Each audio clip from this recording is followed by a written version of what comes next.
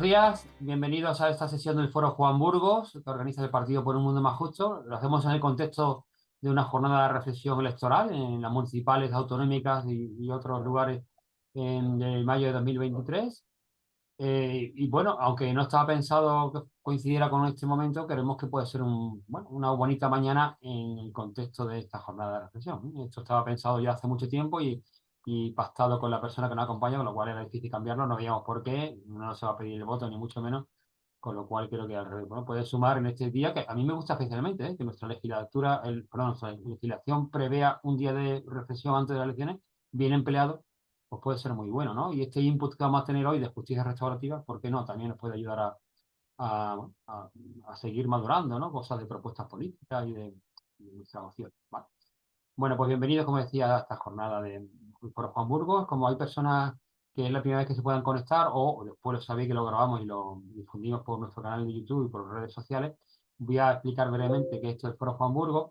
También le decía yo a Virginia hace unos minutillos, ¿no? Que no ha sido el mejor día, la mejor distribución de esta sesión de Foro Juan Burgos. No ha pillado con el tema de la campaña electoral. En el partido pues, estamos volcados ahí, con lo cual, bueno, hemos hecho menos esfuerzo de los que debiéramos haber hecho, porque además el tema, como digo, lo merece, ¿no? Pero sabemos que sobre todo estas sesiones son muy vistas cuando ya lo subimos al canal de YouTube y a las redes sociales, así que supliremos estas carencias de convocatoria con la difusión de la web, ¿vale? Voy a compartir pantalla para que me ayude a presentaros el foro Juan Burgos. Ahí estáis viendo ahora en la otra pantalla de mi ordenador, donde aparece el dibujo ahí sintético, sintetizado de Juanito Burgos, la persona que da nombre a este foro. Fue un militante del Partido por un Mundo Más Justo de Granada, murió joven, después de una enfermedad dura, y él era una persona, bueno, muy MMJ por su talante personal, por su estilo, por sus opciones vitales, ¿no? Entonces, bueno, buscando un nombre para este foro, una persona preocupada además por la formación como algo imprescindible para hacer política. Creo que se me escucha mi chat, ¿verdad? De WhatsApp. ¿Estoy escuchando mi chat de WhatsApp? ¿De vez en cuando? Clink, clink, clink, clink. ¿Sí? ¿No? Pues me alegro. Estoy escuchando que me llegan WhatsApp y suena el ordenador y me gustaría que se interrumpiera. Bueno, estaba diciendo que foro que lleva este nombre por Juanito, ¿vale? Es una persona inspiradora para nosotros y buscando un nombre para darle a estas sesiones formativas, es mejor que, ¿no? Este sesiones de Foro Juan Burgos se incluye, perdona, dentro de otras sesiones formativas que tenemos, otros ámbitos formativos. Tenemos una formación para las personas que se afilian, las personas que están recién llegadas al partido, que llevan un tiempo, pero quieren saber lo mínimo para situarse en el partido, quiénes somos, qué hacemos, cómo nos organizamos, cuál es nuestra forma de trabajar, ¿vale? Pues para eso es una hora de sesión solo, donde te damos como el ABC, ¿no? De afiliado. Tenemos una formación para militantes que llamamos ladrillos nuevos, y son 4 sesiones a lo largo del año, se van repitiendo todo el año, pues para que en 4 sesiones el militante tenga un poco más de herramientas para enfrentarse con toda la actividad política. Una es una introductoria, se llama Ladrillos Nuevos, otra de cómo funciona el mundo, cómo funciona la política y cómo funciona nuestra partido, ¿vale? Y tenemos estas sesiones abiertas que veis ahí entre paréntesis, el Foro Juan Burgos, que esta es una programación del primer trimestre, con lo cual no es la actual, pero son sesiones mensuales y está abierto a toda persona que esté interesada en el tema. La difundimos por muchas partes y quien quiera participar, pues bienvenido sea, ¿vale? Además, estas tres itinerarios formativos este año lo vamos a completar con una escuela de verano, que también vamos tarde, porque la fecha va a ser final de junio, la fecha que tenemos prevista, y la convocatoria todavía está sin hacer, ¿eh? Estamos cerrando mitad de estos días intensos, el lugar donde va a ser, estamos bajando todo lo que se puede el presupuesto porque la gente que participe no les sea gravoso y estamos casi cerrándolo. De hecho, esta semana los tenía a punto de cerrar, pero se nos ha caído la casa donde va a ser, no podíamos hacerlo en ese lugar, estamos buscando otro y ojalá ya mañana podamos dar más información o el lunes, ¿no? Después de la elección. Era una escuela de verano que además sería, o la adelanto en primicia perniciosa, posiblemente sería en torno a economía. ¿Sí? Economía que es una pieza clave en lo que es la transformación del mundo y donde la política tiene mucho que decir también, ¿no? Y, bueno, esto lo adelanto, lo está cerrado. Os pido que silenciéis vuestro audio, yo puedo hacerlo también, pero si lo hacéis vosotros directamente, eso que vamos ahorrándonos de no molestar con el sonido, ¿va? Bueno, pues después de toda la formación, os digo, del foro Juan Burgo que hemos tenido, os voy a decir algunas de las que hemos tenido, ¿no? La primera, fíjate, Virginia, ¿no? Que tuvimos que hablar de justicia restaurativa. Fijaros cuáles fueron nuestras primeras sesiones del Foro Juan Burgos. llevaba por título Por una cultura ciudadana del perdón y contra la economía política del odio. Porque entiendo que de alguna manera puede tener, ¿no? Sinergias con lo que tú nos vas a presentar. Lo hizo Javier Pablo Sancho y nos encantó que fuese la primera, fue algo también, no elegido conscientemente, pero nos gustó, ¿no? Que marcase como ese hito nuestro itinerario formativo, ¿no? Hablar de la cultura del perdón y la economía política contra la economía política del odio, tan necesario en estos casos. Después de eso hemos tenido muchas, de este curso, ya, o sea, ya llevamos 2 años y algo más con este por Juan Gurgo, pues este curso hemos tenido a Sebastián Mora Rosado, que fue el secretario general de Cáritas, que nos hablaba de trabajar por el bien común desde la perspectiva o con la perspectiva de los más frágiles, con ellos. Hemos tenido uno sobre la postura abolicionista en el tema de trata de protección sexual, con Amelio Ligano. Tuvimos a Marta Higueras, que nos hablaba de ser independiente en la política.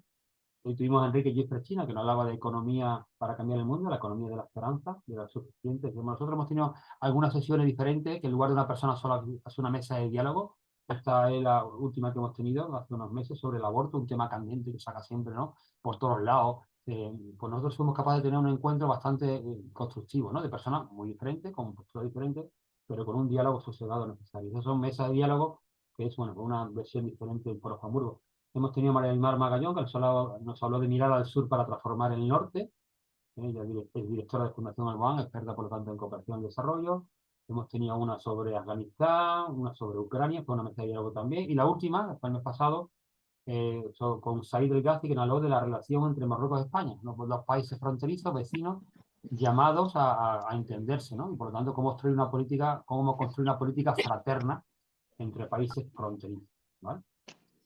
La última que tenemos este curso, el mes que viene, será con Arturo Angulo, que es el responsable de incidencia política de la Coordinadora Nacional de ONG de Desarrollo, y nos hablará de la Ley de Cooperación para el Desarrollo y la Solidaridad, ¿vale? Pero hoy tenemos con nosotros a Virginia Domingo de la Fuente, que nos va a hablar de justicia restaurativa, un camino necesario aún por transitar. Ella es doctora en Derecho y presidenta de la Sociedad Científica de Justicia Restaurativa. Ahora la vamos a conocer un poquito más, pero os digo que la presencia de Virginia con nosotros hoy es, bueno, pues son estas cosas que pasan.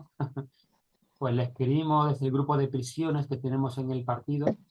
Tenemos un grupo de prisiones, el partido nuestro es un poco raro, si todos los partidos políticos tienen un grupo de prisiones, nosotros tenemos un equipo de trabajo sobre prisiones. Y hablando del grupo que la seguía, ahí escucho ruidos de alguien que tiene el audio todavía conectado, si podéis silenciarlo lo agradezco, si no lo iré haciendo yo cuando pueda.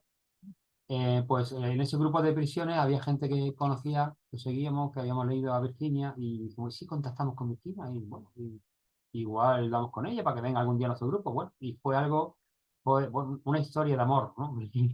Nosotros ya estábamos enamorados de la propuesta de Virginia y cuando Virginia nos dijo que sí, yo creo que ya, ¿no? Igual ahora tú me corriges, ¿no? Pero también enseguida empatizó, ¿no? Con nuestra propuesta política, nuestra forma de construir partidos, sociedad y más, ¿no? Y bueno, y este tema de la justicia restaurativa, con, a lo mejor con otras palabras, pues te he puesto un ejemplo con el tema de la charla del perdón y contra la política del odio, es muy nuestro, ¿no? Este partido nuestro, sabe, estamos trabajando por saber unir, ¿no? Contra la polarización. Bueno, eso implica como no, pues, itinerario de reconstrucción social, ¿no? De restauración. Pues fue una historia bonita y incluso Virginia ella es una valiente, ¿no? Ahora no la conoceremos un poquito más, pero con poco tiempo de participación en el partido, no está afiliada, pero participa en el grupo de prisión y otro grupo más, pero ya estuvo participando en nombre nuestro en un debate, ahí, en nombre del partido, o sea que es una valiente, ¿vale? Bueno, pues hacemos siempre, voy a dejar de compartir, hacemos siempre que una persona nos presenta un poquito más la persona que nos acompaña, ¿eh? Entonces le he pedido hoy a ver si está por aquí, ¿dónde estás? Ame. Voy a poner Ame, cambiar el anclaje, perfecto. Ame, afiliada nuestra de Madrid, que tiene conexiones también con AME, con Virginia, porque le une un país. Ahora, quien no conozca AME, los que soy del partido la conocen, que no, por el acento, vaya a ver de qué país es, y Virginia también tiene alguna conexión con ese país. Pues AME va a ser la persona que hoy nos presente un poco más a Virginia. Antes de todo, digo, quien quiera ir formulando preguntas, es una sesión abierta, es decir, estamos viendo vuestras caras, no es una webinar, que a veces, bueno, la formulamos así para que estemos todos como en la sala de espectadores, pero aquí incluso Virginia la ha preferido, que nos veamos las caras. Si os pido que os silenciéis, si no lo haré yo, y si queréis hacer preguntas en el chat, os podéis ir poniéndolas y pues entre Ame y yo las trasladaremos a Virginia, ¿vale? Está previsto que después de la presentación de Ame tendremos un tiempo largo con Virginia, de 40, entre 40 minutos y una hora, y después el tiempo que sobre, pues de preguntas, de intercambio, ¿vale? Reflexión. Pues Ame, cuando tú quieras. Hola, ¿qué tal? Muy buenos días a todos. Después de la resaca de los cierres de campaña, pues tenemos esta maravillosa oportunidad de conocer a una crack, una crack de lo que nos va a enseñar, lo que es la justicia restaurativa, introducirnos en la justicia restaurativa. Y nada mejor que nuestro partido para entenderlo, porque ella se define como una soñadora que cree en un mundo mejor y más justo. Y ya cuando leímos esas primeras palabras en su blog, nos hizo así, clac, es que estamos hechos unos para otros, definitivamente.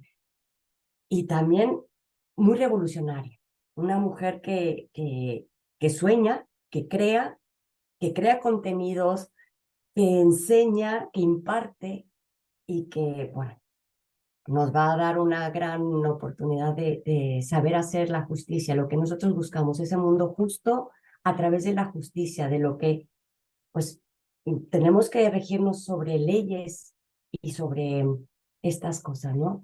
Bueno, pues ella actualmente es coordinadora del Servicio de Justicia Restaurativa de Castilla y León.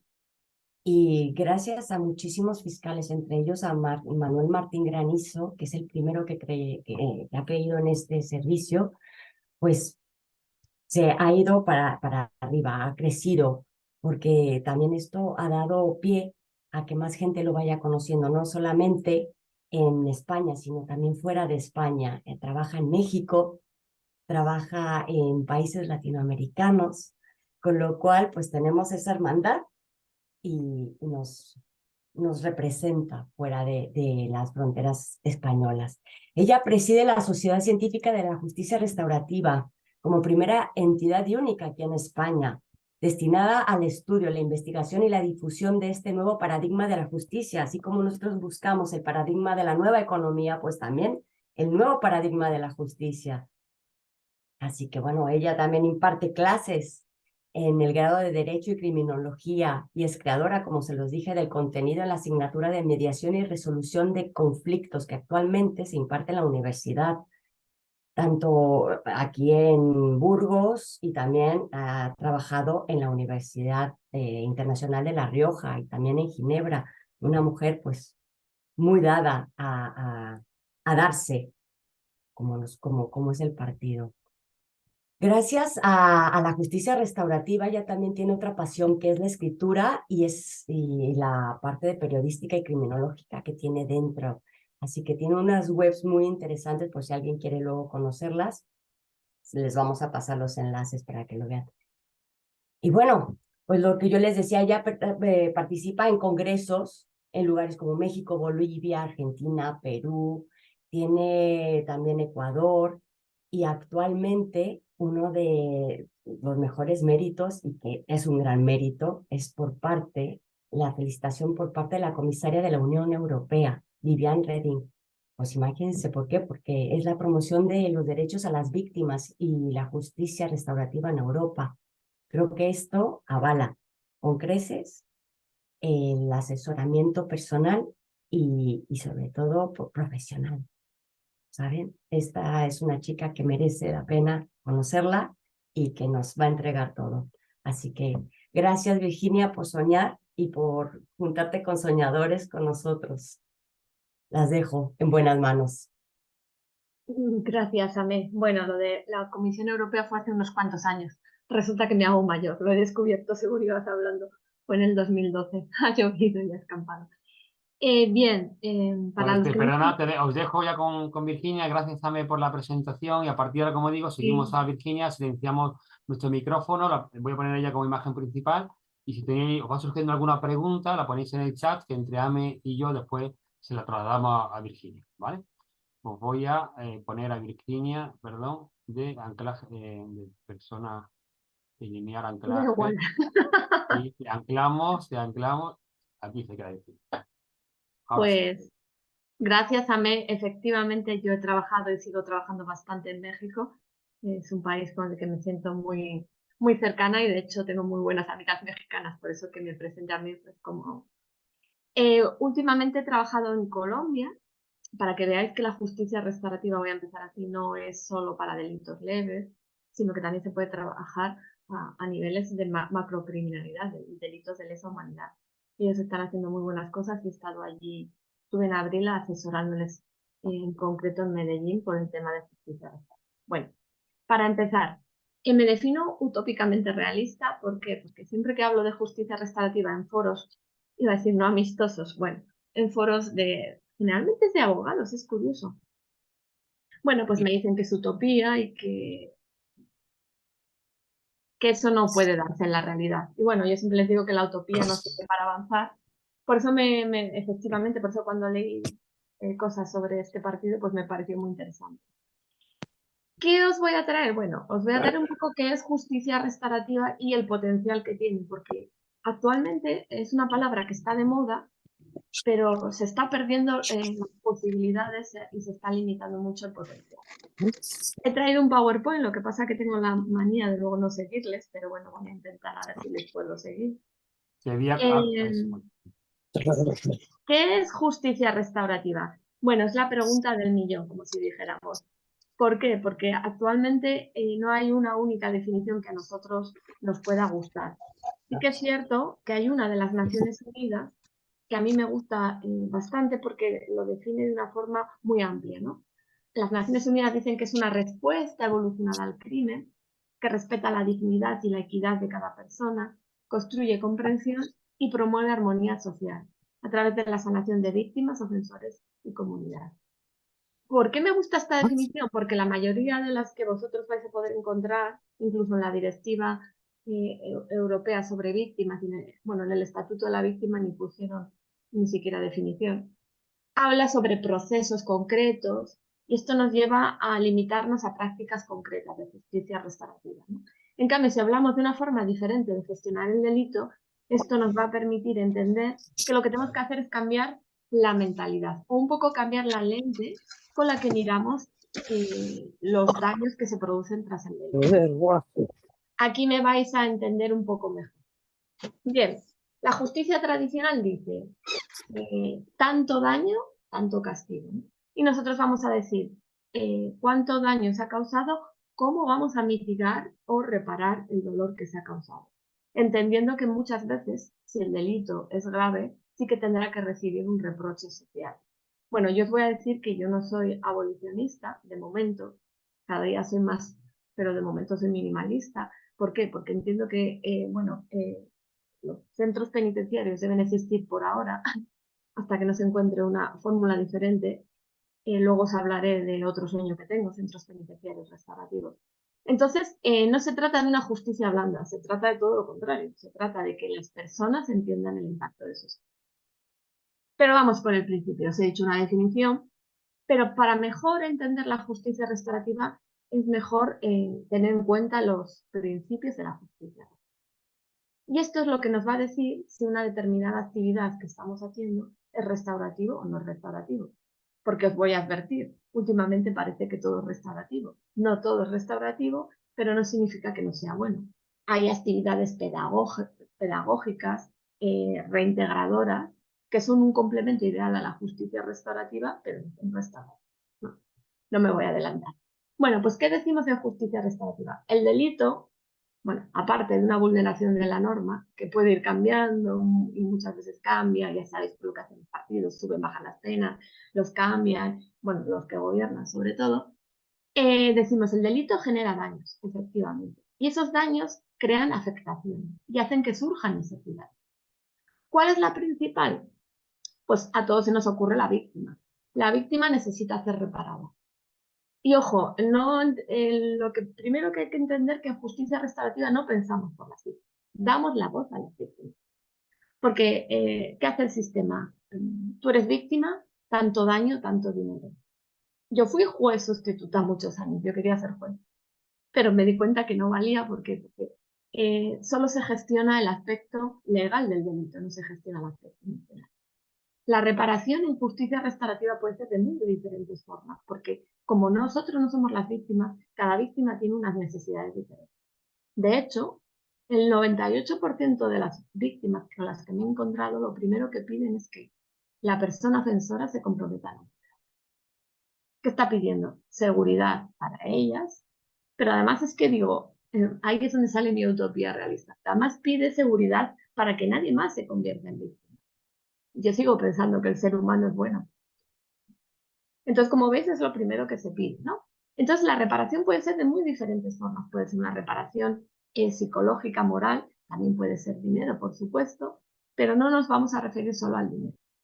Y claro, en delitos muy graves, mucha gente me pregunta, pero no puede haber una reparación.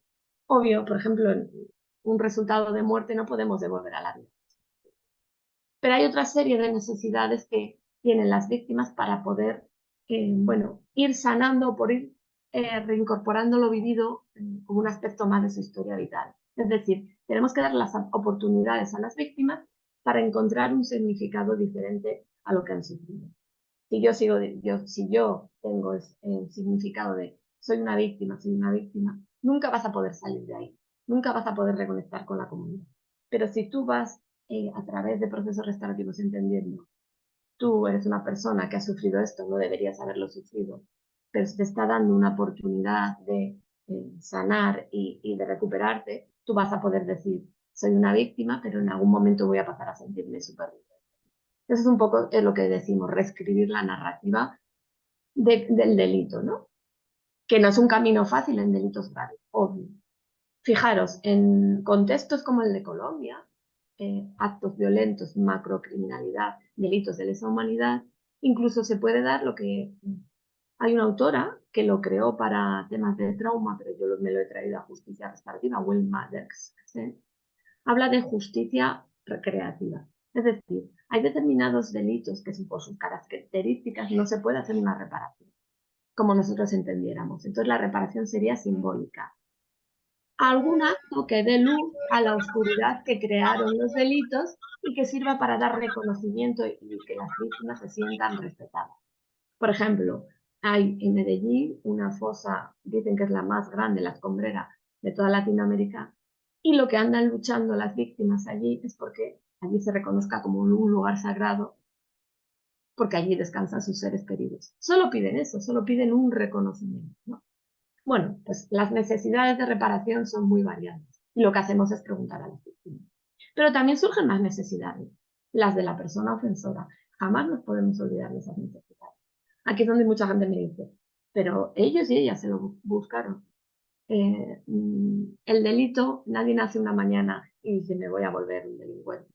Entonces, todo delito tiene un precedente y en este caso la justicia restaurativa lo que intenta es eso, ¿no? ¿Qué estaba pasando con esa persona para que cometiera ese delito? O lo que me interesa a mí más sobre todo, para que causara esos daños, ¿no? Entonces, las personas ofensoras tienen que ser ayudadas a entender el impacto de sus acciones. Muchas veces no lo reconocen no porque sean monstruos, sino por vergüenza. Aquí hay muchas teorías. Está la teoría de la vergüenza reintegrativa de John Braithwaite, es un criminólogo australiano, que dice que en nuestro sistema actual nos domina la vergüenza estigmatizante. Entonces hace que no lo queramos reconocer.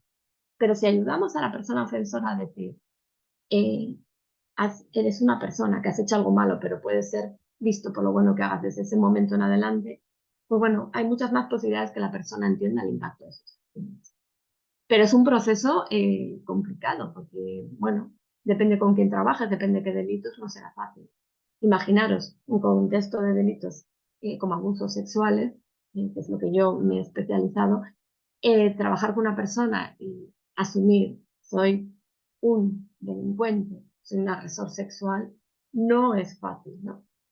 También habrá perfiles, hay perfiles con los que no se puede trabajar, es decir, la justicia restaurativa no es para todas las personas, pero sí que es para muchos y debería ser una opción. Otra cosa es que luego se descarte, ¿no?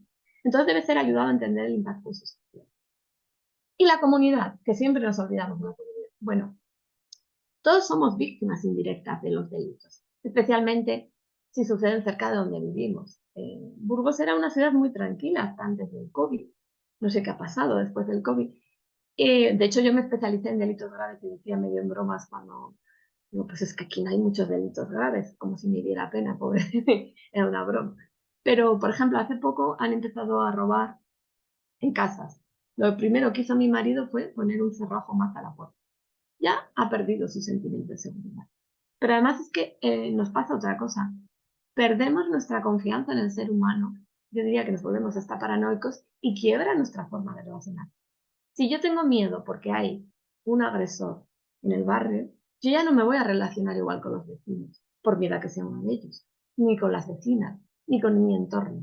Nos vamos a aislar. Entonces también nos desconectamos. Y entonces la comunidad también tiene una serie de necesidades, ¿no? Ojo, que yo también entiendo que la comunidad también tiene una serie de obligaciones. Es decir, la comunidad también debería empezar a pensar, y por eso me encantan estos foros, ¿qué puedo hacer yo como comunidad para prevenir los delitos, para que cuando salga una persona de la cárcel no se sienta aislada y le aboquemos a volver a delinquir? Es decir, para ayudar a las personas a hacer, ¿vale? Pues eso, el delito genera daño, surgen las necesidades y la primera y la más importante es la de hacer las cosas bien, que generalmente recae en la persona que ha cometido el delito, ¿no? Y dice la justicia restaurativa, y siempre que sea posible vamos a dar implicación, participación a todos los afectados que así lo deseen. Es un poco cambiar un poco una teoría jurídico-filosófica, por eso cuando yo hice mi tesis, bueno, pues casi no la acabo, porque la hice en Derecho Penal y cuesta mucho a penalistas entender un poco esto, ¿no? Es dejar de centrarnos en el binomio delito-pena y basarnos en el daño y reparación, ¿no? Y esto, que a mi director de tesis le suena un poco utópico, creo que es posible conseguirlo, no en todos los casos, pero sí en muchos.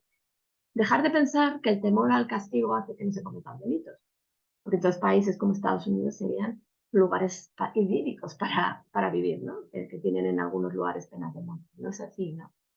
Empezar a pensar que debemos generar en las personas empatía suficiente como para que decidan que no quieren dañar a otro ser humano porque han visto que es un ser humano, ¿no? Aquí hay muchas personas que me dicen, bueno, hay determinadas personas que tienen ciertas psicopatías, como los psicópatas, que precisamente lo que carecen es de empatía, ¿no? Pues yo os invito a visionar en Google, si ponéis la neurociencia de la justicia restaurativa, os sale un vídeo de Daniel Reiser, en el que es un neurólogo el que trabaja con psicópatas. Bueno, él ha visto como la amígdala, que es la encargada de regular la empatía, está subdesarrollada en esas personas. Muchas veces es porque fueron víctimas en su día y nadie les ayudó. Ojo, hay que también tenerlo en cuenta. Todo trauma que no se cura se transfiere. No significa que sea una causa de justificación por la que las personas delinquen, pero sí que hay que tenerlo en cuenta. Y entonces él no reúne a víctimas con estas personas, pero sí les pone testimonios de víctimas y veréis como dicen que la amígdala sí que produce cambios porque luego les hace resistir. Entonces yo estoy mucho con él en el que si estamos investigando en el cerebro para curar enfermedades, también debiéramos investigar para este tipo de personas, ¿no? Porque muchos no delinquen, están en la sociedad, ¿no? Entonces, si queremos vivir en una sociedad en la que estemos más tranquilos y más seguros, debemos empezar a esto. Bien, ya os he hablado que sobre todo la justicia restaurativa trata de la pérdida de confianza. Desde que nacemos nos relacionamos como personas y en el momento que nos relacionamos podemos dañar a otros seres humanos. Y ahí es donde entra la justicia. ¿Por qué os digo esto? Porque la justicia restaurativa nació en el ámbito penal. Bueno, para superar el olvido de la víctima, porque, no sé, como ya sabéis, la víctima va a declarar como testigo en un hecho que le afecta tan directamente como es el delito, ¿no? No tiene voz, ¿no? A mí me parece, y el juicio les genera mucha insatisfacción porque tiene unas expectativas que no se van a cumplir. Las víctimas piensan que van a ir al juicio y van a poder decir qué pasó, cómo se sintieron y qué necesitan para sentirse reparados, que son las preguntas que les hacemos en justicia restaurativa. Pero resulta que van al juicio y lo único que ocurre es que les preguntan, Tiña Cea, ¿es verdad que ese día usted iba por la calle tal y alguien le tiró del bolso? ¿No? Es solo el aspecto legal, ¿no? Y eso genera mucha insatisfacción y pérdida de confianza, ¿no? El sistema me ha fallado, la sociedad me ha fallado porque yo pensaba que vivía en un mundo donde a las personas buenas no les pasaban cosas malas y al final a veces ocurre, ¿no? Entonces, hay que restaurar esa confianza. Y eso es lo que hace la justicia restaurativa. Y lo que empezó en el ámbito penal Ahora se está viendo que es posible en otros ámbitos. Es decir, en el momento que nos relacionamos como personas, podemos causar daños y un desequilibrio. Y ahí es donde puede aplicarse la justicia. Ámbito escolar, ámbito laboral, ámbito familiar. Yo os estoy hablando del ámbito penal porque es el más conocido y es donde surgió. Ojo, aquí hay que tener en cuenta una diferenciación que pocas veces la tienen las personas, ¿no?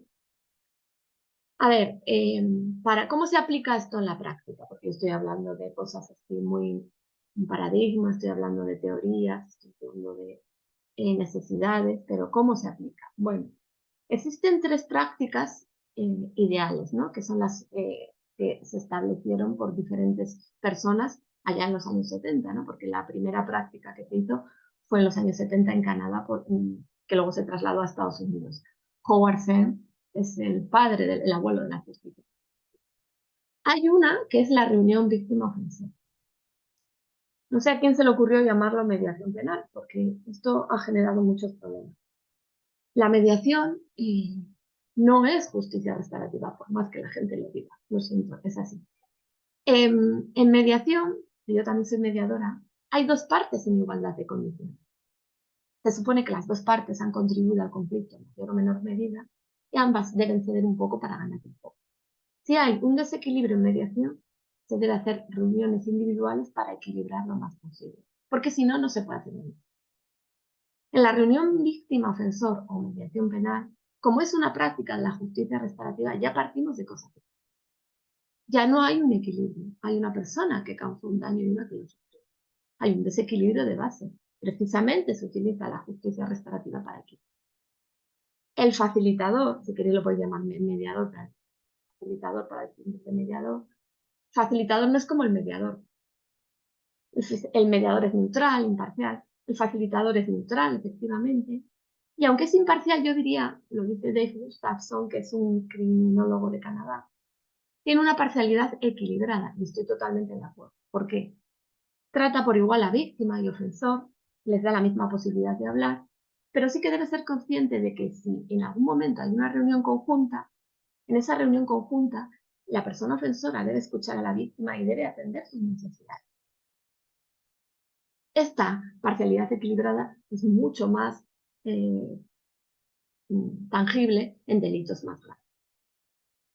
Bueno, esa es una primera herramienta. Por eso cuando hay leyes que prohíben mediación, yo siempre digo, no, está prohibiendo mediación con toda la razón del mundo. La ley de violencia de género, protección integral de la mujer maltratada, prohíbe mediación, porque no vas a llevar a maltratador ni maltratada a una mediación familiar, pero justicia restaurativa se podría hacer. Lo que pasa es que hay una confusión muy generalizada y hace que digan que en violencia de género y ahora en abusos sexuales no se puede hacer justicia restaurativa. Que no, que lo que se está prohibiendo es la mediación. Pero pasa un problema y me puedo meter con los legisladores, no es nada, aunque estemos en época. Me voy a meter con los legisladores de España y de muchos lugares. Cuando hacen una ley, tienen en cuenta a los teóricos, pero no tienen en cuenta a los artesanos de esa materia. Pasó igual con la ley de protección animal. No tuvieron en cuenta a los veterinarios. Tú puedes tener en cuenta a un teórico, pero si no ha hecho un proceso restaurativo en su vida, no vas a ver las diferencias. Entonces hay ese problema que, por ejemplo, en México no. En México, en las leyes, yo tengo una amiga que trabaja en la sociedad civil y ha participado en muchas leyes. Yo os puedo decir, por ejemplo, que en el Estatuto de la Víctima estuvimos asesorando, pero no nos hicieron caso en casi nada. ¿Por qué?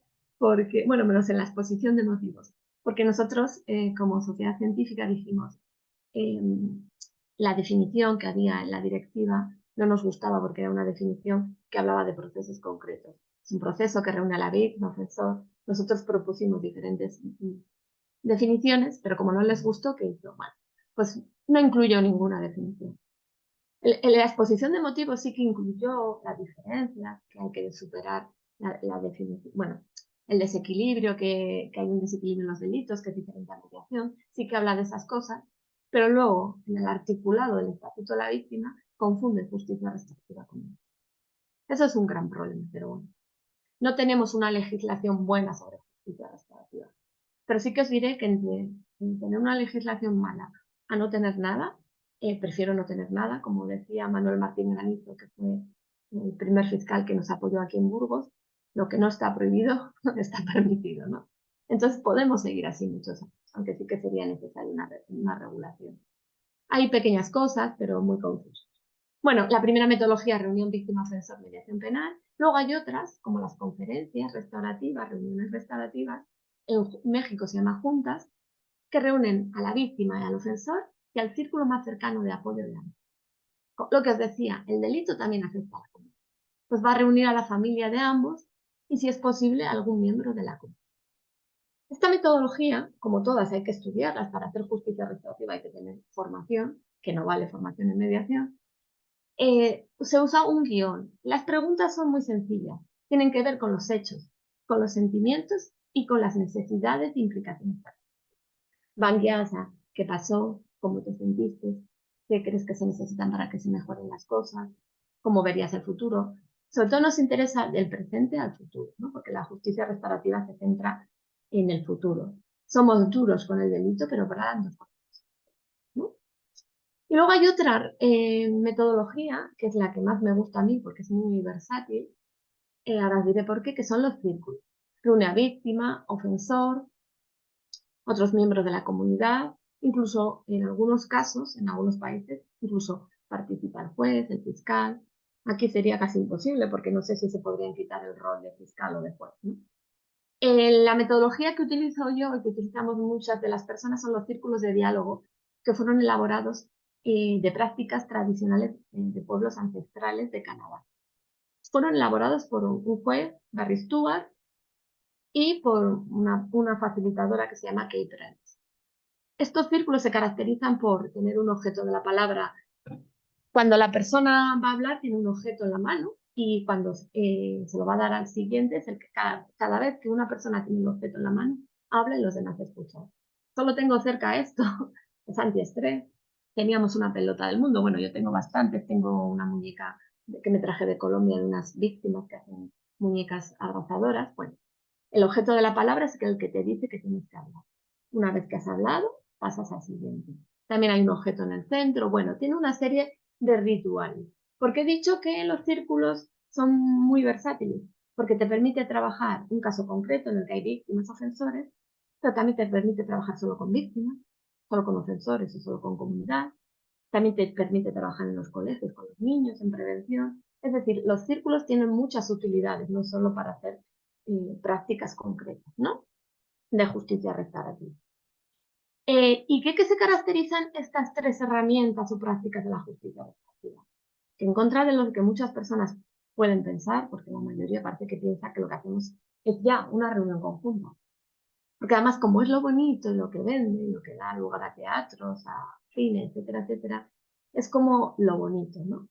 Pero no, antes de una reunión conjunta hay mucha preparación. ¿Por qué? Porque el 98% del éxito de una conjunta es la preparación. En esta preparación vamos a hablar de lo que os he dicho, los hechos, los sentimientos, las necesidades. Vamos a ver qué expectativas tiene la víctima. Y si son posibles que se consigan en una reunión conjunta. Si no se van a conseguir, lo más restaurativo que se puede hacer es mantener. Por ejemplo, yo tengo una víctima que me dice, yo quiero que la persona ofensora me pida perdón. Bueno, el perdón no es un objetivo de la justicia restaurativa, es una consecuencia beneficiosa. Es decir, es algo muy personal. Yo no sé si se van a pedir perdón. De hecho, en la mayoría de los casos me ha pasado que dice, yo no le voy a perdonar nunca. Bueno, pues eso es algo íntimo de usted que no entra dentro del proceso. Los procesos restaurativos son un diálogo sobre cómo el delito impactó en la vida de las personas. Pero de repente van a la reunión conjunta y se perdonan. Por eso digo que es una consecuencia beneficiosa, ¿no? Pero, por ejemplo, yo tengo una víctima que me dice, yo quiero que me pida perdón. Tengo que indagar qué tan importante es para ella ese aspecto. Porque como si no sé seguro que se vaya a cumplir, habría que pensar que no es posible una reunión conjunta porque lo que no queremos es revictimizarla ni que sus expectativas no se vayan. Y respecto de la persona ofensora, lo esencial es que, obvio, las legislaciones dicen que se responsabilice por el daño causado. Bien. Yo hago un matiz. Yo prefiero que asuman el daño que han causado y que vean el impacto de sus acciones. ¿Por qué? Porque sobre todo en delitos graves me he encontrado que la persona dice, sí, Yo le pegué, por supuesto que le pegué, pero es que se lo merecía. ¿Veis? Se responsabilizan por el hecho, pero no ven el impacto, no asumen que han causado, ¿no? Entonces, también tenemos que cerciorarnos de esto en las reuniones preparadas. Antes de una conjunta, hay que valorar bien si se cumplen los requisitos. Incluso yo siempre digo que aunque tengamos bien preparadas, bien hechas las reuniones preparatorias, hay que estar preparadas para la sorpresa, porque trabajamos con seres humanos, ¿no? Y lo que hacemos con las personas ofensoras, no juzgamos, no sermoneamos, no somos jueces, no nos interesa cómo cometieron los delitos. Es decir, no preguntamos que el otro. Hace unos meses leí una reputada facilitadora que decía unas cosas que no se dicen en justicia. Tú no preguntas a una persona ofensora a cuántos has matado y cómo, que lo dice la película de los ojos del otro. La pregunta, la película sobre Javier Anclares, yo creo que está mal novelada, porque no nos interesa a cuántos has matado y cómo, nos interesa qué pasó, a quién crees que has dañado con tus conductas, cómo crees que podrías reparar el daño, qué crees que podrías hacer por esa persona. Tampoco sermoneamos, no le decimos, ¿y pudiste dormir por la noche con lo que hiciste? ¿Celebraste los atentados? No nos interesa eso, ¿no? Nos interesa esa otras, ¿vale? Lo digo porque hay que tener en cuenta que no juzgamos, ni sermoneamos, ni tenemos prejuicios. ¿Qué me diréis? ¿Es complicado? Bueno, pues quizá trabajar con víctimas puede generar más empatía y trabajar con personas ofensoras a veces te cuesta, ¿no? Simplemente hay que verles por lo que son, personas, ¿no? Más allá del delito. De hecho, yo me sorprendí porque cuando las primeras veces que entramos en la cárcel, yo les dije, no, es que no sois delincuentes, sois personas que habéis cometido errores que han dañado a otros. Y me sorprendí porque yo pensaba que la etiqueta de delincuente se la ponía la sociedad, pero también se la ponen ellos mismos. Quizá es porque, claro, nosotros trabajábamos con personas privadas de libertad de delitos muy graves, entonces llevaban mucho tiempo en prisión y creo que era algo que ya tenían así.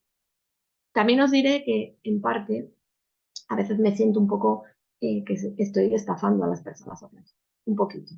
¿Por qué?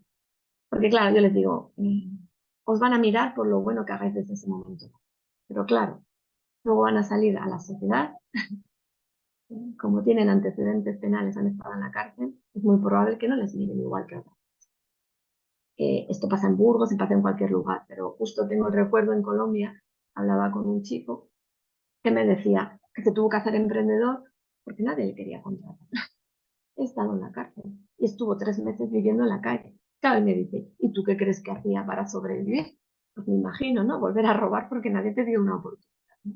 Entonces tenemos que aspirar, y si me da tiempo, yo creo que sí, os hablaré justicia restaurativa como movimiento social, para que la justicia restaurativa sea también transformada, ¿no? Es otra utopía que tengo, que yo creo que se puede lograr, ¿no? Con un poco de buena voluntad de muchas personas, ¿no? Y de trabajo en red, ¿no?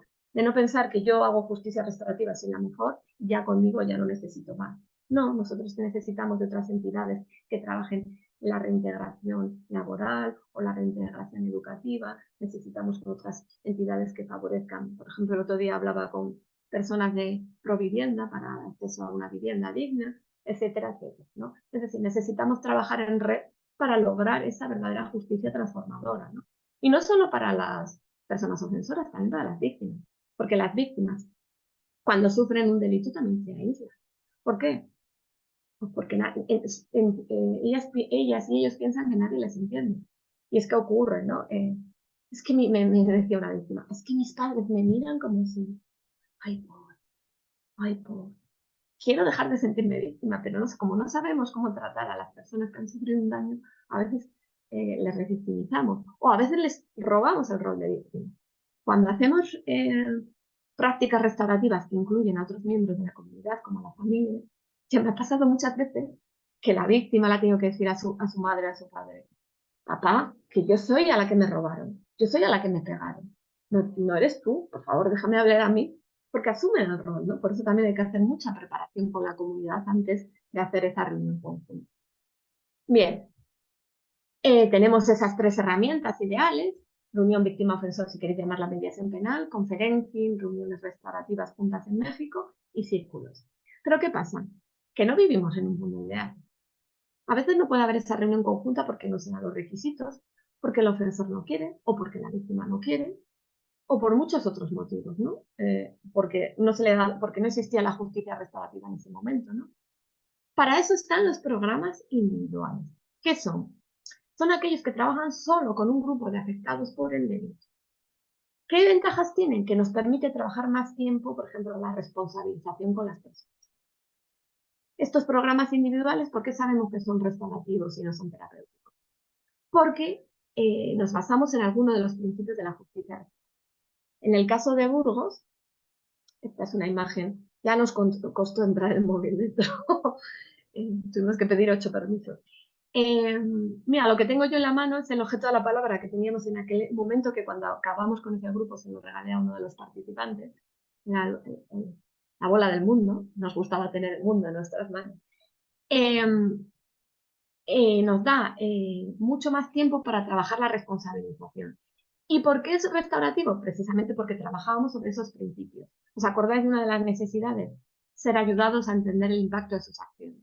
Pues este programa tenía como objetivo ser ayudados a entender el impacto de sus acciones, que hicieran su plan de reparación del daño, o a la víctima, o a la comunidad, y que al salir quisieran reconectar. Entonces tenía con la sociedad. Tenía 2 vertientes, era bastante largo. Una primera, la que os he dicho, una segunda, trabajar con la familia o el apoyo que tuvieran fuera para para ir preparándoles para su vida en libertad. Contemplaba, y así lo hemos estado haciendo, de hecho seguimos, el seguimiento fuera, porque entiendo que dentro de la cárcel pues tienen bastantes apoyos. Una vez que salen, ¿qué pasa? ¿No?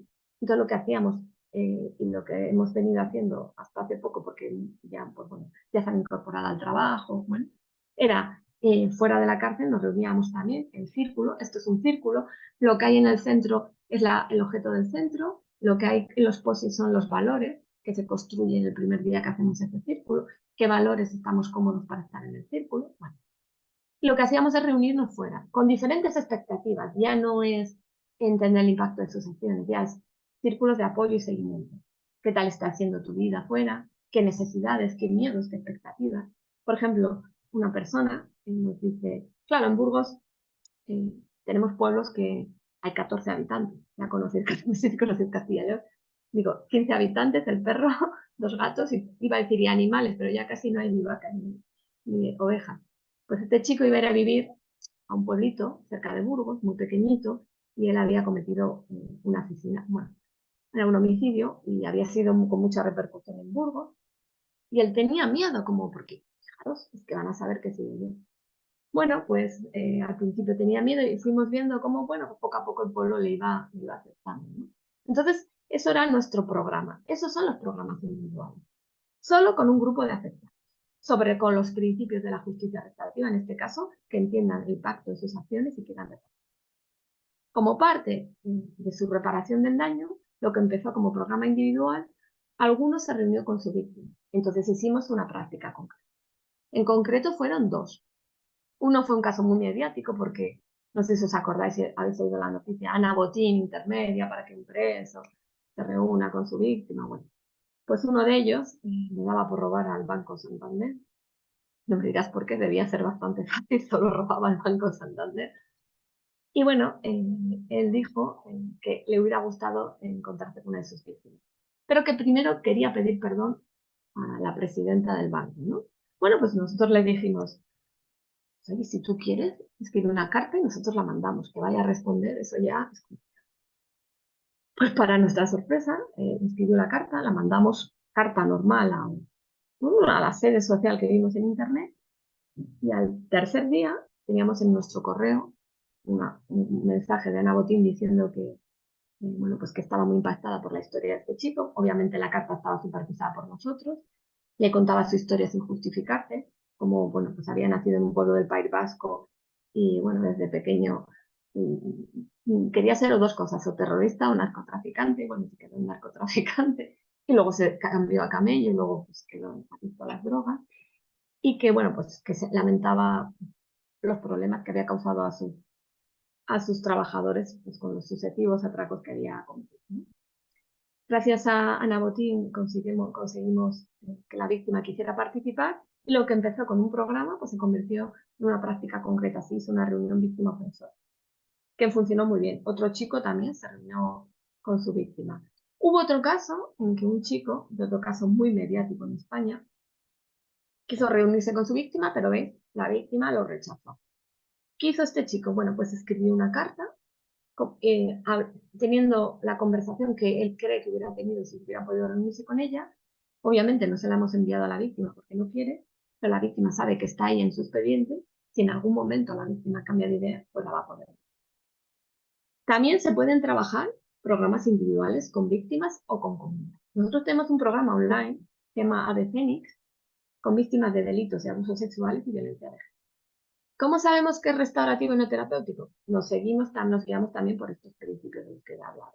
¿Qué necesidades tratamos con las víctimas? Bueno, primero, poder contar su historia en un escenario seguro, sin sentirse interrogadas.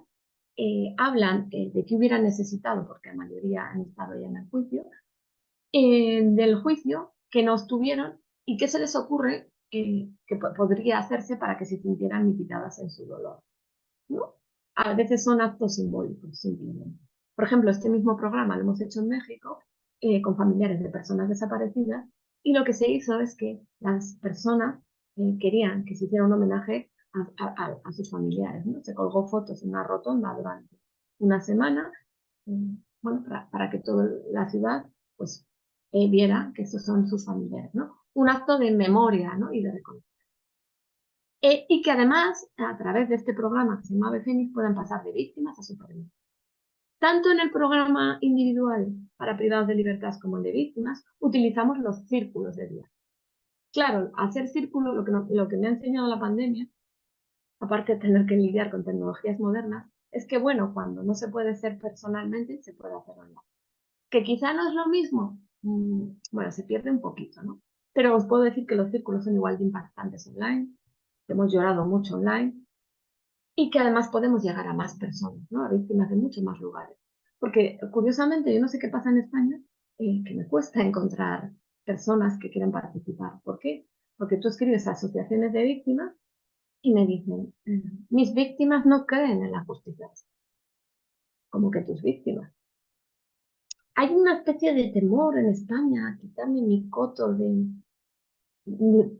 de trabajo, que no, que es complementario, que la mayoría de las víctimas que participan en nuestro programa están recibiendo terapia o están en terapia o han recibido terapia. Es decir, yo además creo conveniente que esto sea la parte final. Igual que los privados de libertad, la mayoría habían participado en programas de tratamiento. Incluso la psicóloga de la cárcel decía, es que es el plus que les falta, ¿no? Uno había hecho el PICOBI, bueno, varios el PICOBI, otro para maltratadores. Es decir, es el complemento, ¿no? Porque la justicia restaurativa no es terapia, es terapéutico. Entonces me cuesta mucho encontrar porque parece que hay un dominio de las víctimas.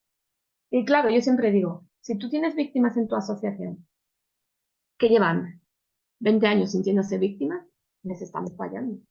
El rol de víctima tiene que ser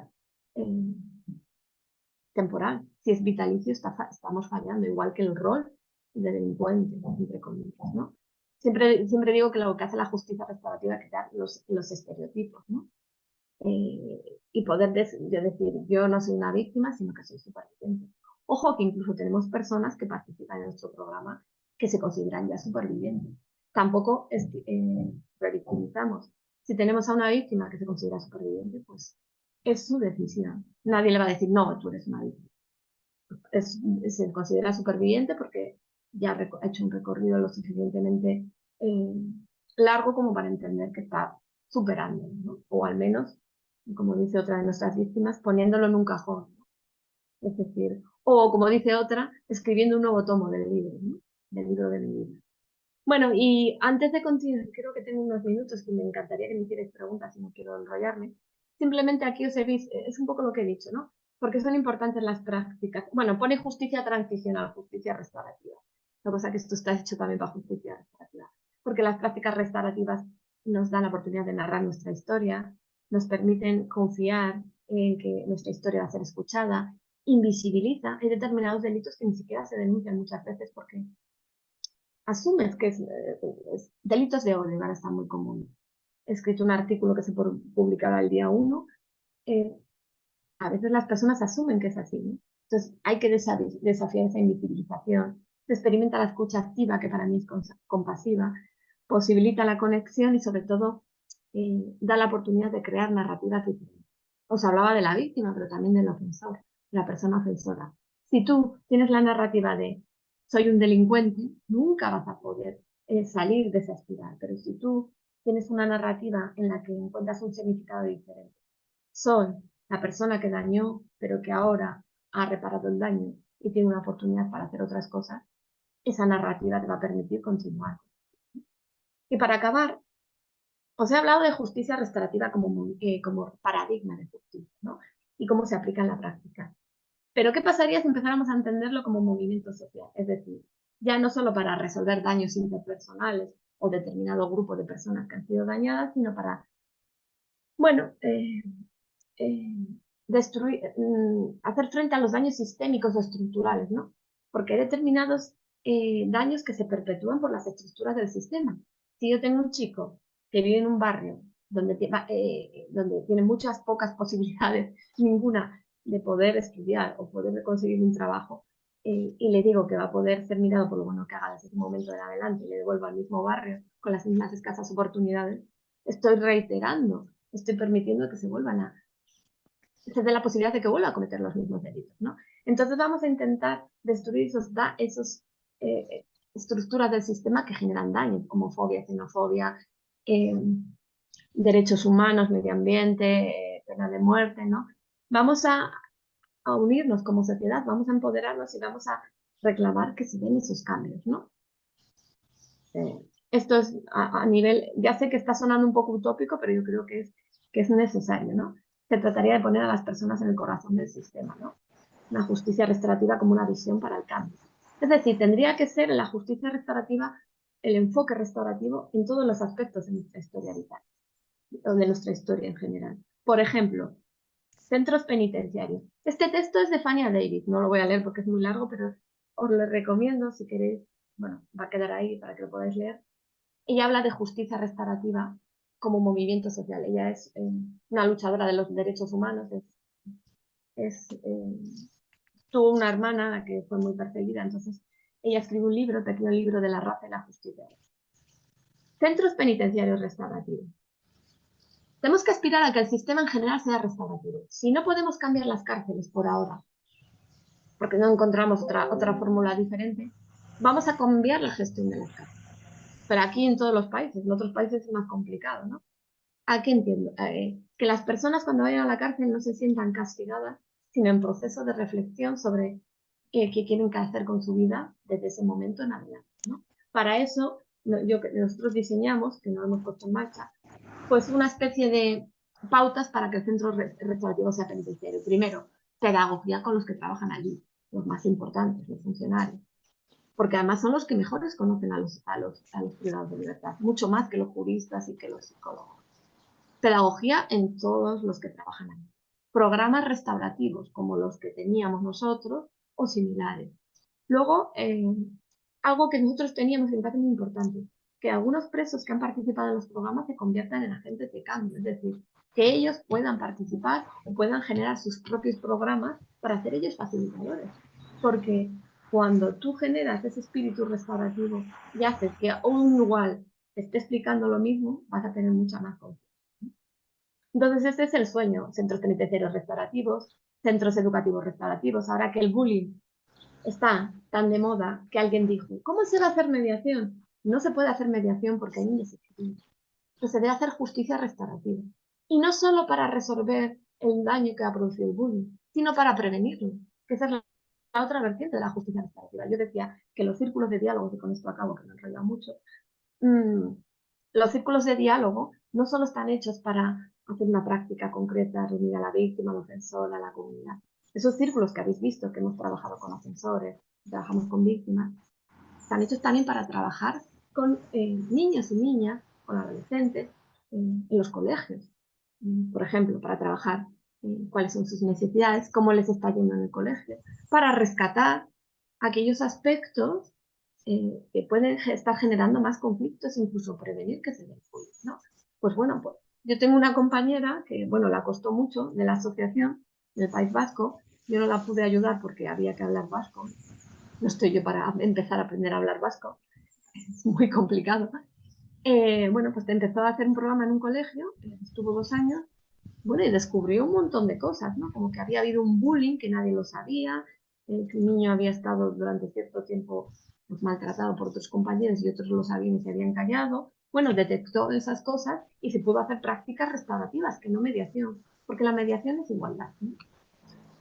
Es decir, la justicia restaurativa vale para mucho, desde un enfoque restaurativo del sistema en general hasta prácticas concretas en el ámbito penal, hasta una forma de prevención. Y ya prometo que ya sí que me acabo. Muchas gracias. No quería haberme enrollado tanto. Es que me gustan las preguntas más, pero bueno. Muchas gracias. Deja de compartir pantalla si te parece. Sí, estaba en ello. Esto es, voy a poner yo aquí también ahora. Bueno, pues yo he estado aquí absorbido. Mira que te he escuchado y he leído cosas tuyas, pero cada vez que lo vuelvo a hacer me genera un montón de reflexión interna. No sé si al resto de los espectadores o acompañantes de este encuentro también le ha pasado lo mismo. Yo te voy a hacer alguna pregunta de entrada, pero ya he visto que hay alguna también en el chat. Hay comentarios en el chat. No nos hacemos responsables de todo lo que se dice en el chat, ni mucho menos como partido libre de opinar. Pero es el momento de las preguntas y yo comienzo con una que he leído Buenos hace poco. días. Buenos días, o silencio, ¿vale, Sebastián? Ahora vamos a leer algunas preguntas. Si hace falta intervenir, también damos la palabra, pero al principio las preguntas son para que respondan Virginia. En tu blog, ha puesto aquí Virginia en la dirección de su blog, lajusticiarestaurativa.com, lajusticiarestaurativa.com, os invito a visitar.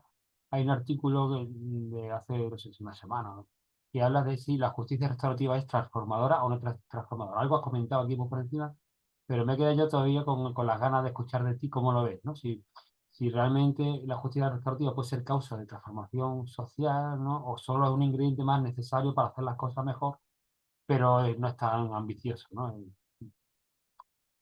Es muy debatido. He visto muchas preguntas. Es que he visto otra pregunta que me ha hecho, bueno, he visto una contestación que me parece muy interesante. Te comento, yo creo que sí, que vamos en el camino de que sea transformadora, porque ya el hecho de que a una persona le des la oportunidad de hacer lo correcto y reparar el daño, aunque ni siquiera se haya reunido con su víctima, transforma la vida de las personas, ¿no? El hecho de que te preocupes, el hecho de que tú vayas donde una persona ofensora le digas, creo que tienes una historia y me gustaría escuchar. Transforma, porque no os he dicho, que eso se me ha olvidado, que como parte del plan de reparación del daño de los privados de libertad, cuando les preguntaba a quién has dañado, decían a su familia, la primera, se debe reconocerlo, a la víctima si la había, y nunca decían a ellos mismos, ¿no? Yo les decía, pero os está faltando alguien, ¿no? El delito os daña a vosotros. ¿Y cómo vais a hacer para repararos el daño? ¿No? Entonces les costaba mucho buscar formas para repararse ellos el daño, ¿no? Entonces yo creo que también cambia a las personas, igual que con las víctimas. Nosotros desde fuera no podemos entender que una víctima quiera participar en un proceso restaurativo, pero porque realmente, hasta que no seamos víctimas, no vamos a saber qué necesitamos, ¿no?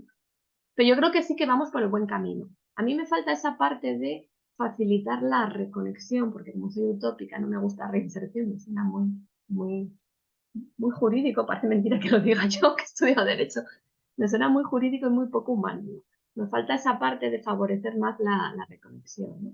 Por eso yo digo, estos programas que hay de fomento del empleo cuando salen de prisión son el complemento ideal a la justicia. Es la justicia restaurativa y este poquito más, ¿no? Pero yo creo que sí, que vamos por el buen camino. Muchas gracias, Virginia. Te traslado entonces preguntas. Tú has leído en el chat lo que yo he rescatado como preguntas, que también Ame y me ha ido filtrando. La primera, que planteó Maricel hace ya algunos minutos, es: ¿la justicia restaurativa puede ir acompañada de acciones que compensen el daño realizado a la sociedad, en la que los agresores o los presos realicen labores sociales que les dignifiquen y les ayuden a alejarse de esa etiqueta de delincuente? Muy bueno, sí, pero hay que hacer un matiz. Mira, efectivamente, incluso puede ocurrir que la víctima diga, yo no quiero nada para sentirme reparada, quiero que haga algo a la sociedad. Entonces, los trabajos en beneficio de la comunidad que existen en el sistema y no son restaurativos, pueden convertirse en restaurativos de esta manera, si seguimos los principios de la justicia restaurativa. Os explico con un caso. En el programa teníamos a un chico, bueno, empezó siendo camello y se hizo el jefe de bueno, sí, las cárceles son escuelas de delincuentes, porque se hizo el jefe. Su plan de reparación del daño fue, quiero ir a trabajar. En este caso fue Cáritas, que trabaja con personas sin hogar, porque muchas de ellas lo han perdido todo por sus adicciones y yo quiero ir con ellos porque para entender, bueno, porque quiero devolver algo bueno por lo malo que he hecho poniendo en peligro a todas esas cosas. ¿Por qué era restaurativo? Porque efectivamente el delito, el trabajo en beneficio de la comunidad tenía mucho que ver con el delito cometido. Otro caso, tenemos un chico que entra a robar a casa de un ancianito, le pega un susto de muerte, el chico es capturado, el ancianito no quiere participar en justicia restaurativa, pero sí que dice que quiere que haga algo por la comunidad. Pues podemos hacer un trabajo restaurativo o no. Si le mandamos al chico a limpiar los jardines de la ciudad, ¿es bueno? Sí, pero no es restaurativo. Tendrá un enfoque pedagógico, le servirá de provecho, aunque me temo que dirá que está siendo castigado, que tampoco ha hecho nada mal al abuelito. Muchas veces pasa, se sienten víctimas, pero si le mandamos bajo supervisión, de forma voluntaria siempre, ojo, y bajo supervisión, a trabajar en una residencia de ancianos, allí va a ver las dificultades que tienen las personas de edad avanzada. Va a poder entender el miedo que pudo pasar su víctima en este caso concreto y sí que va a poder generar esa empatía. Entonces sí, se puede utilizar los trabajos en beneficio de la comunidad siempre que tengan relación con el delito cometido. Eso sí que sería restaurativo. O en todo caso, aunque no tengan relación con el delito cometido, tenemos otra opción. Le preguntamos a la víctima, ¿tú cómo quieres o con qué te gustaría que esta persona hiciera para tú sentirte reparada? Y nos dice, pues yo quiero que como comunidad, que vaya a esta comunidad y repare el daño. O yo que sé, que vaya, pues se le da muy bien pintar y vaya a hacer unos grafitis para arreglar algunas puertas del pueblo. Pues como le hemos preguntado a la víctima, también se sí, es que hay que tenerlo claro porque no todos los trabajos de beneficio de la comunidad son. Gracias. ¿Me habéis entendido? Fernando, te traslada esta pregunta. Estoy rescatando las preguntas del chat, ¿eh? Hay comentarios, voy a por las preguntas. ¿La justicia restaurativa puede, esto no lo digo, perdón, no sé si podría, esto es, es que me he saltado, esto que te he dicho de Fernando, la de Maricel, ¿es esta? ¿Es posible la justicia restaurativa sin arrepentimiento del agresor? ¿Se puede restaurar y curar a las víctimas? Pienso en los casos de dictaduras y torturas, ¿vale? Esto es lo que preguntaba Maricel, la pregunta que he trasladado antes Muy era de buena. Fernando. Sí, a ver, claro, si el agresor no se responsabiliza, no puede haber una reunión conjunta, eso por ahí. Pero sí que se puede trabajar actos, como yo decía, de justicia creativa, es decir, actos de reconocimiento de esas víctimas, actos que dignifiquen el honor de las víctimas, actos de memoria, por ejemplo, ¿no? Eso ocurre mucho en Colombia y, por ejemplo, ha ocurrido aquí con las víctimas del franquismo, ¿no? Por ejemplo, ¿no? Yo tengo un amigo que hizo un homenaje a todas las personas que trabajaron en la construcción del ferrocarril, no sé en qué zona del país, ¿no? Se puede dar, serían unos actos de memoria, ¿no? Incluso se puede dar a través de programas individuales en los que tú vayas preguntando a las personas cuáles son sus necesidades o qué requieren para sentirse no ya reparadas, porque se ha pasado mucho tiempo, iguales, compensadas en ese dolor latente. Hay personas que te dicen, pues me gustaría que se pudiera hacer un homenaje a mi familiar o que se le reconociera como víctima del momento, ¿no? Sí que se puede dar. Es decir, la justicia restaurativa es muy flexible, no solo se encuentra en conjunto. Por eso yo os hablaba de los programas individuales. Genial. Miguel ha preguntado algo parecido a Fernando sobre los trabajos de comunitarios, por lo tanto creo que está respondido. Y hay una mano levantada aquí, voy a ver si hay alguna pregunta más. Ame, tú dímelo también en el chat. Pero ha levantado la mano María José, la voy a añadir aquí, María José de Málaga. Pon tu audio y pregunta, Virginia. ¿Vale? Hola, muy buenas, gracias Virginia. A ver, bueno, primero me ha encantado lo que has dicho, ¿no? De esto de la escucha activa y compasiva, ¿no? Yo creo que la justicia restaurativa no está para juzgar realmente, sino para tener esa escucha activa, ¿no? Y sí que veo, por ejemplo, lo que has referido antes, ¿no?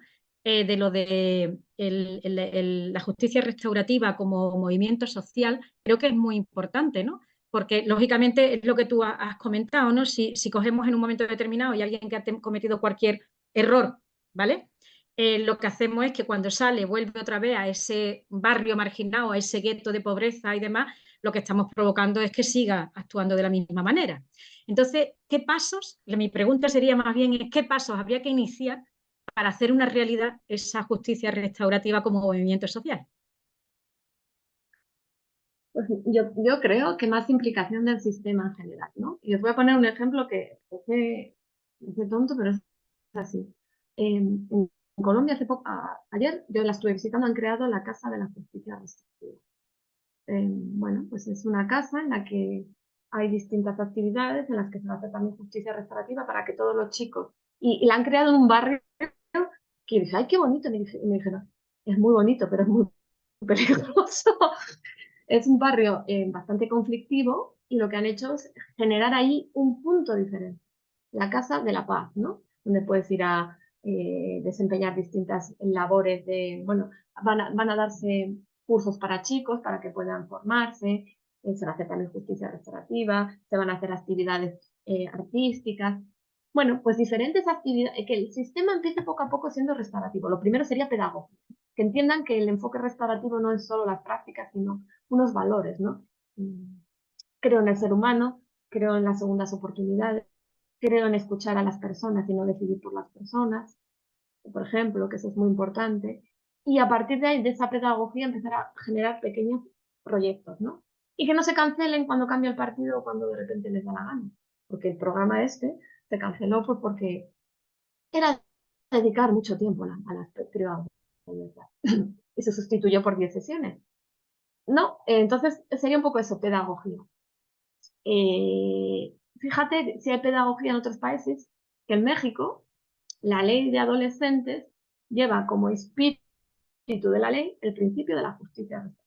Es que me encanta México porque lo que implica que ya todo el sistema de adolescentes, es un caso, pero para adultos sería igual, se rige por la justicia restaurativa. Y para los que me estéis escuchando, que seguro que hay alguno que no está convencido o alguna, os diré, claro, lo vemos desde el punto de vista, muchos no hemos sido víctimas. Cuando tú no has sido víctima eres mucho más punitiva que cuando eres víctima. Y es así. Entonces alguien me preguntó un día, ¿pero tú permitirías que una hija tuya participara en un encuentro con su agresor sexual? Yo le dije, bueno, no tengo hijas, pero te comento. Yo lo que querría para mi hija es que el sistema le diera todas las opciones que hay y que ella pudiera decidir y que papá Estado no decidiera por él. ¿Y tú participarías? No lo sé, yo soy lista. Me quedaría muy bonito que os diga, y siempre participaría en un proceso de restauración. No lo sé. Si en algún momento soy víctima, valoraría qué es lo que necesito, ¿no? Pero fijaros si funciona, para los que creéis que no, que una señora en Colombia a la que las fuerzas militares desaparecieron a su hijo fue desaparecido por las fuerzas militares, me dijo, gracias por hacer justicia restaurativa. Yo no tengo que querer a todas las personas, pero tengo que convivir con todas. La justicia restaurativa funciona porque lo dicen. No sé si te he respondido, es que es muy complicado. Con un poco de pedagogía y empezar a creérnoslo, pues. Y sobre todo entender que no todo es restaurativo, pero no significa que sea malo, ¿no? Hay actividades complementarias que son buenas y necesarias.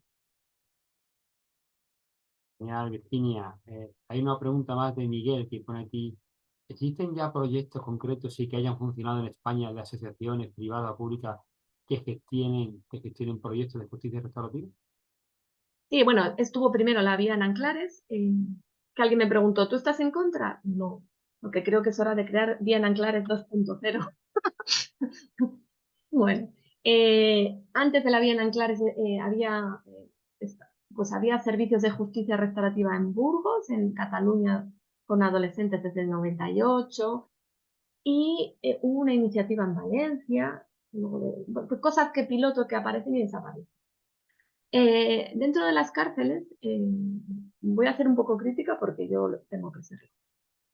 A nosotros nos dieron el visto bueno de este programa, estuvo 2 años y pico, luego lo cancelaron y lo han cambiado por lo que llaman diálogos restaurativos, que son 10 sesiones, que no están mal, no yo que está mal. Lo que sí que diré que no son para todos los presos. Porque con 10 sesiones yo no tengo ni para empezar. Porque lo primero que tienes que hacer cuando vas dentro de la cárcel es ganarte la confianza de las personas. Yo estuve más de un mes. Y si ya tengo 10 sesiones, se me queda muy corto, ¿no? Entonces existe eso.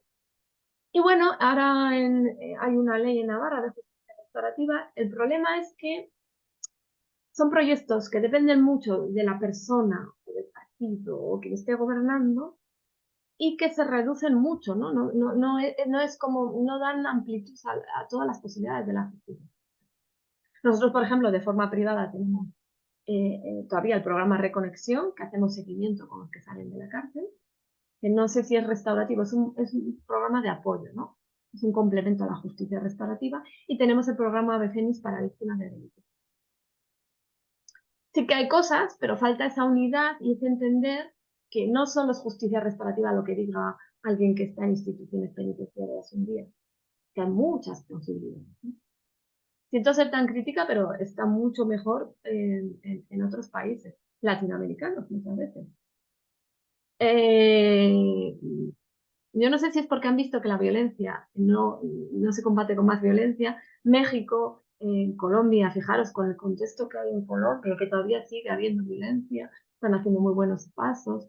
Brasil, con el contexto que hay de violencia, lo que conozco yo, eso. En Europa, sobre todo los países anglosajones, yo no sé por qué, Inglaterra e Irlanda hacen tienen muy buenas iniciativas, en Noruega. En el resto de Europa hay mucha confusión con mediación, también se hacen cosas. Bélgica, en delitos graves incluso, ¿no? Nos falta un poco tener la mente abierta, ¿no? Es lo que... Ha intervenido Maricel en esta precisamente, creo que sobre esto último, ha coincidido, que países bastante ejemplares en justicia restaurativa sean países con índices tan altos de criminalidad, Ah, como lo interpreta, ¿no? Tú has dicho esto de si la violencia no es la solución para... porque yo creo que ya han pasado lo que nosotros todavía seguimos en esa fase de penas más duras. Lo estáis viendo con el caso de Vinicius. El otro día oigo en la tele que el gobierno se abre a poder aumentar las penas. ¿Y qué lo mismo da? Pero si es un delito ideológico. Si tú a una persona la castigas, no va a dejar de pensar que sus creencias son las correctas. Es que nosotros, por ejemplo, en las capacitaciones que doy, en temas como abusos sexuales, donde hay ideas de machismo, en temas de delitos de macrocriminalidad, por ejemplo, terrorismo, bandas organizadas, son delitos ideológicos. El trabajo preparatorio es muy importante porque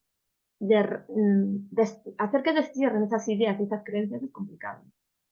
Entonces nosotros estamos todavía en eso de que penas más duras es la solución, y ellos se han dado cuenta que penas más duras no es la solución y están buscando las alternativas. Como hace años, en los años 70, se dieron cuenta en Estados Unidos, que es curioso que un país que tenga pena de muerte también tenga en muchos lugares de justicia restaurativa, ¿no? Entonces están en ese proceso que todavía no hemos llegado. Pero es que hay mentalidad de esa, porque a mí me decía el otro día un señor, que yo le decía, es sacerdote, yo trabajo mucho más en Latinoamérica, le decía. No, pues es que es normal, porque allí hay más violencia. Pensamos que aquí no hay violencia, pero bueno, quizá para que no haya tanta violencia tenemos que empezar a pensar en estas prácticas, ¿no?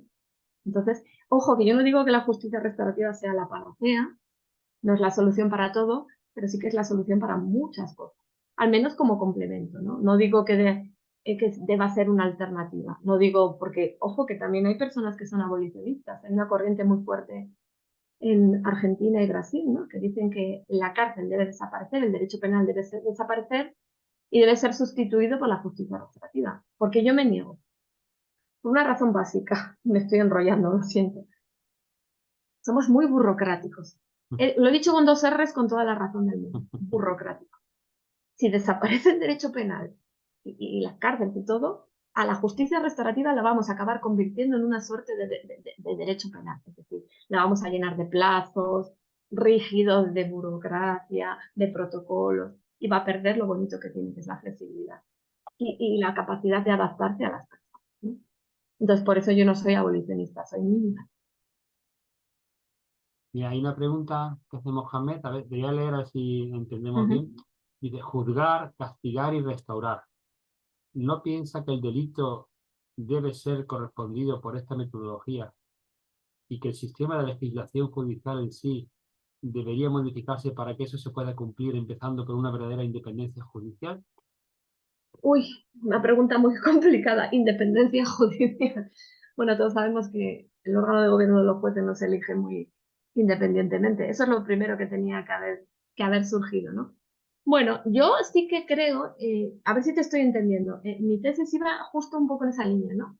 No ver la justicia penal como mala, la justicia restaurativa como alternativa a la justicia penal, sino entender que la justicia restaurativa es para cubrir los vacíos, eh, aquello que no llega a la justicia penal, ¿no? Entonces yo la entiendo como complementaria. Mi tesis gira en torno a eso y estoy convencida porque además hay aspectos de la justicia penal, la reparación del daño, la suspensión de las condenas, que en las que se puede dar cabida a un proceso restaurativo. Creo que el camino es ese, ¿no? No decir esto es bueno y esto es malo, porque somos como muy radicales, muy extremistas, ¿no? En el medio está la virtud. Tenemos un sistema penal y penitenciario, no es el peor del mundo, la verdad. Al menos en el ámbito penitenciario he visto cárceles eh, como la de Palmasola que salí llorando, con eso lo digo todo. Eh, entonces vamos a mejorar lo que tenemos con la justicia restaurativa, esa humanización, ese poder gestionar el aspecto emocional del delito. Entonces, para mí sí, no se trata tanto de castigar, sino de, eh, yo lo cambiaría a castigar por el reproche, ¿no? Que muchas personas ofensoras deban recibir el reproche de la sociedad a través de la pena, pero que si eh, ha visto el impacto de sus acciones a través de un proceso restaurativo y ha querido reparar, también se le tenga en cuenta para o bien suspender la pena o obtener otros beneficios. Pero no porque lo diga el sistema y ya está, sino porque ha visto el impacto de sus acciones por la justicia. No sé si te he respondido, pero ese sería mi sueño, ¿no? Que si hay que haber un reproche porque el delito es muy grave, se tenga en cuenta también qué ha hecho la persona ofensora por compensar el daño. Y no me vale pedir perdón, ¿vale? Porque pedir perdón es muy fácil. Si pide perdón en un proceso restaurativo es otra cosa, pero decir lo siento. Es como cuando yo me pegaba con mi hermana, me decía mi madre, pediros perdón. Yo cruzaba los dedos y decía, lo siento. Pedir perdón se puede pedir sin sentirlo. Otra cosa es que alguien diga, lo siento, ha sido mi culpa y qué puedo hacer para mitigar el dolor. Ese es el perdón que todos, en general, en nuestra vida diaria debiéramos tener en cuenta, ¿no? El perdón, como yo lo digo, restaurativo. Siempre nos quedamos en, lo siento, porque es lo fácil. Lo siento, que lo voy a sentir, pero lo he dicho por quedar bien. Lo siento, ha sido mi culpa. Mm. Qué bueno, Virginia. Veo a Mohamed sonriéndose, entiendo que has satisfecho tu Sí, porque no sé pregunta, si... aunque Vale. de todo podríamos seguir hablando, como no. Mm. Tenemos tiempo para alguna preguntilla más. Yo estoy disfrutando mucho esta conversación contigo y creo que es necesario. Hablas de un movimiento de justicia restaurativa. Nuestro partido tiene mucho de movimiento también, ¿eh? No nos quedamos en lo político, sino que esto va mucho más allá Ya veo. de la idea política y creo que enlazamos perfectamente, ¿no? Con todo esto que tú nos muestras. No sé, te iba a preguntar también a nivel político, ¿no? Que necesitados estamos de justicia restaurativa o de proceso restaurativo, ¿no? Nosotros el partido nos estamos caracterizando por ese elegir unir, saber unir, tender puentes contra los muros, y eso significa una labor muy pedagógica, muy artesanal, muy lenta, ¿no? De escuchar las razones del distinto porque él piensa que tiene razón, pero en el fondo es una herida, ¿no? Evitar Las o... pedras. Mm. Claro, es que os he dicho, en el contexto, desde que nos nacemos, nos relacionamos como personas y podemos dañar la familia, los amigos, la escuela, el trabajo, un partido. Es inevitable, ¿no? Y, bueno, y en los partidos políticos, me temo que yo, por lo que conozco, hay mucha lucha de egos, ¿no? Entonces sí que hay que empezar por ahí. Si empiezas por ahí, ya eh, toda tu gestión va a ser con otra visión, ¿no? El problema es que tenemos que cambiar, como dice Howard, en la lente, ¿no? Con la que miramos las cosas. Y es complicado, si yo lo entiendo, ¿no? O sea que, es que si tú preguntas a las personas, si tú se lo explicas bien, no como lo explican los medios, la gente está de acuerdo. Porque claro, una cosa es lo que dicen los medios, también habría que hacer pedagogía, para lo de movimiento social con los medios de comunicación. Pues, habría que empezar a dar una asignatura a los periodistas de justicia restaurativa, porque les va mucho el morro. Entonces, es complicado. Sí, hablando de medios de prevención, educación, nos hablan en el chat del tema de la educación infantil, empezar desde abajo, ¿no? Para que estos conceptos, esta forma de entender los procesos humanos, estamos hablando de procesos humanos, ¿no? Naturales, normales, en los que todos podemos incurrir o concurrir en ellos. Y qué bueno que desde pequeño, ¿no? Las personas tuviésemos ir adquiriendo, ¿no? Este lenguaje como una posibilidad, como te dices, ¿no? Sí, Mucho sí, para hacer ahí. los colegios es donde habría que empezar, más ahora que se están viendo estos casos de suicidio, de bullying, es donde hay que empezar, porque son los adultos del mañana, ¿no? Algo está fallando en la vida cuando un niño, en Burgos ha pasado, un niño de 17 años se tira. No se sabe todavía qué ha pasado, pero algo está pasando, ¿no? Entonces tenemos que empezar por ahí. Mm. En Granada hemos tenido también aquí, vamos, conocidos por nosotros hace poco también un chaval, jovencillo, por temas que uno dice, ¿cómo puede ser, no? Con 16, 17 Mm. años, ¿no? Y después, ¿no? A mí me preguntaban en esta campaña en alguna medio, ¿no? ¿Cuál sería una de, bueno, cosas que me gustaría a mí que sucedieran, ¿no? Y yo decía, acabar con todas las fobias, ¿no? Y que las fobias yo creo que nacen también ahí de un rechazo acumulado por, no sé, por la sociedad y que te transmiten los medios, ¿no? Y frente a eso, qué importante conocer. Y Vincular. reponer, y reponer dos valores que creo que estamos perdiendo, el respeto y la responsabilidad. Responsabilizarnos por nuestras acciones y el respeto, ¿no? A los diferentes. Porque parece que si tú ya eres diferente, es como, es que si tú no eres de mi mismo color, si tú tienes gafas, si tú ya no tienes el mismo peso que yo, si tú tienes mis mismas ideologías, si tú ya eres un poco rarita porque no te gusta salir, ya eres diferente y ¿no? Entonces el respeto y la responsabilización, que son dos de los valores de la justicia restaurativa que no se ha hablado, creo que sería importante recuperarlos para los niños, para los adultos, en todos los lados, pero bueno. Lo bueno es que seguimos contando contigo, Virginia. Entonces, Sí, tanto, esto ha sido un abrir está boca. un poco liado últimamente, pero sí, sí. Bueno, estamos todos muy liados últimamente, a ver si abrimos otra etapa hablando de partido. Y como tenemos ahora ahí como abandonar en barbecho las reuniones de trabajo de equipo y demás, ¿no? Y contigo contamos Sí. alguna de ellas, así que seguirá siendo un placer contar contigo. Mucha gente aquí ya te conoce, otros no, porque sepáis que Virginia Dani ¿no? está acompañándonos en este proceso, a ver si el partido participamos de ese movimiento de justicia restaurativa que ella planteaba y con el que entroncamos perfectamente. Ha sido un placer, como siempre, Virginia, no me Muchas canso de gracias. decirlo. Es una suerte contar contigo y tener No, personas gracias como por tú escucharme. en la sociedad. Necesitamos gente así, ¿no? Además, tú también, yo creo que lo muestras incluso con tu forma de comunicar y de hablar, ¿no? No es nada agresiva, es como, ¿no? Sino todo lo contrario, ¿no? Es tierna, dulce, cercana, también firme y recta, ¿no? Pero que bueno, ¿no? Ya hay forma de transmitirlo, dice mucho de lo que estás planteando. Pues Ah, muchas gracias. hasta aquí nuestro encuentro, Virginia, si quieres añadir algo más, y si no cerramos. He leído los comentarios, muchísimas gracias. Creo que esto es labor de todos, porque con una piedrita de cada uno de nosotros el mundo puede ser más restaurativo. Y os lo agradezco un montón que me acompañéis un sábado a estas horas. Y nada, que seguimos, que os lo agradezco un montón que haya estas alternativas, ¿no? Porque yo sí que estaba un poco desencantada con el mundo en general, aunque sigo siendo utópicamente realista. Genial, lo Muchas iba a gracias. decir yo, lo último que quiero decir, o sea, sigamos siendo todos utópicamente realistas. Yo te lo he copiado y mi hashtag de esta semana de Genial. campaña iba ahí, utópicamente realista. Así que gracias, gracias, gracias. Nos seguimos encontrando, cambiando el mundo para que sea más de restaurativa, más de justicia restaurativa. Hasta otra a Gracias. todo el mundo. Hasta Adiós, adiós. luego. Cortamos y lo subiremos a Chao. YouTube, lo veréis.